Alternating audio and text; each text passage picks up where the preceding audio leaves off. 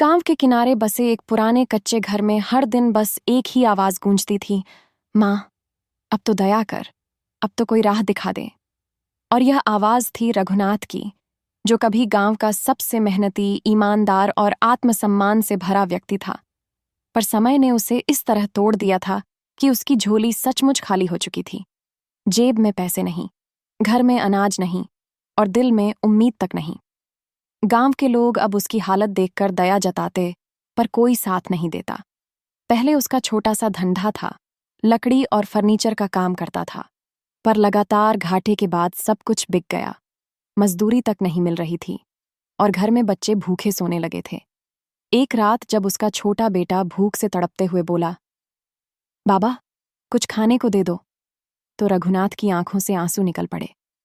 वह अंधेरे में बाहर निकला और आसमान की ओर देखकर चिल्ला पड़ा, माँ काली, अगर तू सच में सुनती है तो अब मुझे दिखा दे कि तेरी ममता झूठी नहीं। उसी क्षण हवा का झोंका चला और मंदिर की दिशा से आती घंटियों की धीमी आवाज ने जैसे उसके कदमों को खींच लिया। वह चलता गया, पग पग कांटों से भरा, पर मन जैसे किसी अज्ञात विश्वास से भरा हुआ। गांव के बाहर पुराना काली मंदिर था, जहां अब शायद ही कोई जाता था।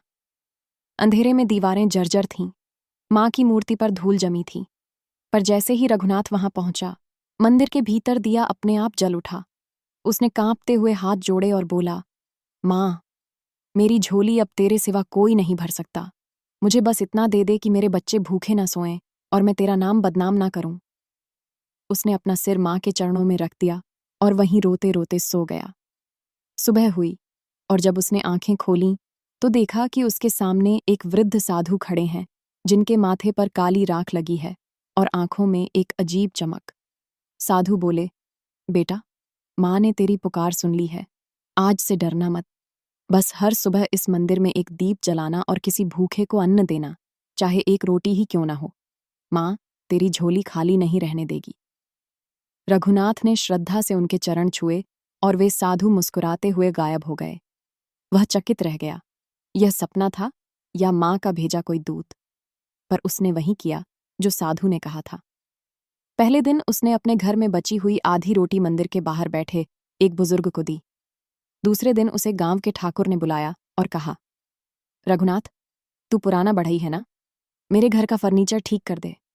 उसने 2 दिन काम किया और ठाकुर ने उसे मेहनताना देने के साथ कहा, तू ईमानदार आदमी है, आगे से तेरा ही काम लूंगा। धीरे धीरे उसके हाथों में फिर से हुनर लौटने लगा और मां के मंदिर में रोज का दिया अब और तेज जलने लगा। कुछ हफ्तों में उसके पास इतना काम आने लगा कि उसे 2 मजदूर रखने पड़े। वह रोज कहता, मां, ये तेरी लीला है, मैंने तो बस तेरे चरणों में सिर झुकाया था। एक दिन उसकी पत्नी ने कहा, सुनो, अब तो घर में अन्न है, थोड़ा मां के लिए नया वस्त्र चढ़ा दो। रघुनाथ तुरंत बाजार गया, एक छोटा सा लाल कपड़ा और सिंदूर लेकर लौटा। जब उसने मां की मूर्ति पर वह वस्त्र चढ़ाया तो मंदिर के भीतर से जैसे कोई दिव्य स्वर गूंजा, बेटा, तेरी झोली भर गई, क्योंकि तूने खाली मन से मां को पुकारा था, स्वार्थ से नहीं। समय बीतता गया और रघुनाथ का व्यवसाय बढ़ता गया। जो कभी दूसरों से उधार मांगता था, अब दूसरों की मदद करने लगा। गांव में कोई भूखा होता तो वह खुद जाकर भोजन पहुंचाता और कहता, मां, काली ने मुझे सिखाया है कि खाली झोली तभी भरती है जब उसमें दूसरों के लिए दया का अन्न हो।